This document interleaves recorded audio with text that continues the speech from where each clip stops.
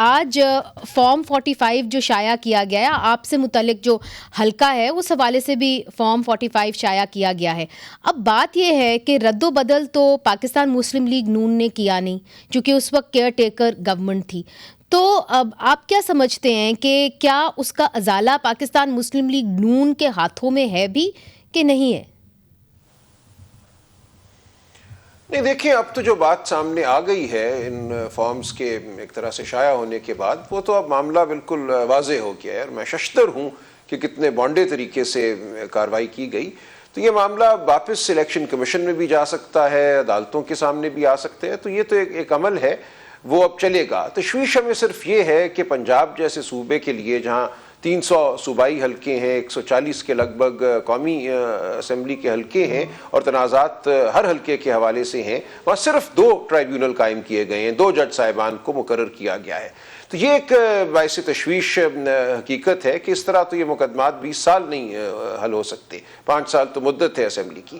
اگر ایک معقول نظام قائم ہو جائے ان معاملات کو عدالتی طور پہ دیکھنے کا، میں سمجھتا ہوں اتنا مواد ہمارے سامنے آ گیا ہے کہ حقیقت چھپی نہیں رہ سکتی. میں اپنے حلقے کے حوالے سے بہت بات نہیں کرنا چاہتا، لیکن یہ ایک عمومی ایک صورتحال ہے جو سامنے آئی ہے کہ 1 کو 7 کر دیا گیا، جہاں پہ 44 تھے اس کو 744 کر دیا گیا. وہ ہم نے دکھایا، وہ فارم ہم نے دکھائے ہیں. عدالتی نظام آپ کس قسم کا چاہ رہے ہیں؟ فارم کا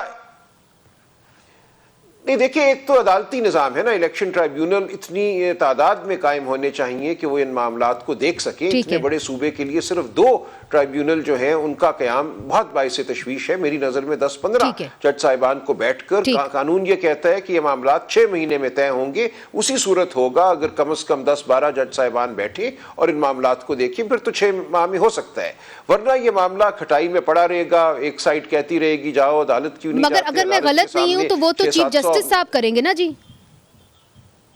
جو بھی کرے، دیکھیں اب ہمارا تقاضا تو پورے نظام سے ہے نا، کہ پورے نظام نے اب اس بات کو یقینی بنانا ہے کہ جو حقیقت ہے وہ سامنے آئے. ٹھیک.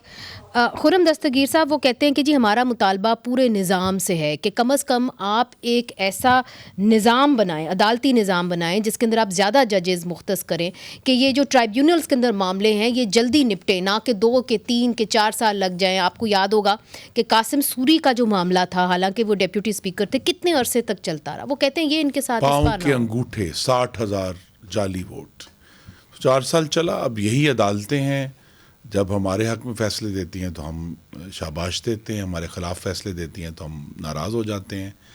پر اب اس بات کا جواب تو chief justice Punjab high court نے دینا ہے، میں نے تو نہیں دینا. مگر آج جو ایشوز یہ ہیں، پہلی تو بات ہے کہ اس الیکشن کا ایک ضرور فائدہ ہوا ہے کہ سلمان اکرم راجہ صاحب جیسے ہمارے بڑے جو بالغ نظر وکلاء ہیں، انہوں نے پہلی دفعہ الیکشن کے پروسیسز کے اوپر نظر ڈالی ہے، اور یہ سمجھ آیا ہے کہ جس ڈیموکریسی کے اوپر ہم بڑا ہر وقت لان تان بھی کرتے ہیں، اس میں کہاں کہاں ایشوز اٹھتے ہیں اور کہاں کہاں یہ کوئی آسان چیلنج نہیں ہوتا اس کے پروسیس میں سے گزرنا. تو اب جو آنے والے دنوں میں تو جو بھی شکایات ہیں وہ بالآخر عدلیہ کے پاس ہی جانی ہے، انہوں نے یہ فیصلہ کرنا ہے. ایگزیکٹو کے پاس تو اتھارٹی نہیں ہے اس کو کسی بھی طرح کرنے کی. لیکن ایک دلچسپ بات ہے کہ اگر حکومت کے پاس کوئی اتھارٹی ہے اور وہ ہے قانون سازی کی یا قانون میں تبدیلی کی، تو ان کی جماعت تو آ کے یہ باقاعدہ دھمکی دے چکی ہے کہ ہم قانون سازی نہیں کرنے دیں گے، آپ جو مرضی کر لیں. ان کی جماعت کہہ چکی ہے کہ ہم تو بازو توڑیں گے، ہم ٹانگیں توڑیں گے، ہم گردنیں توڑیں گے، جو ہمارے ساتھ ظلم ہے ہم اس کا حساب لیں گے.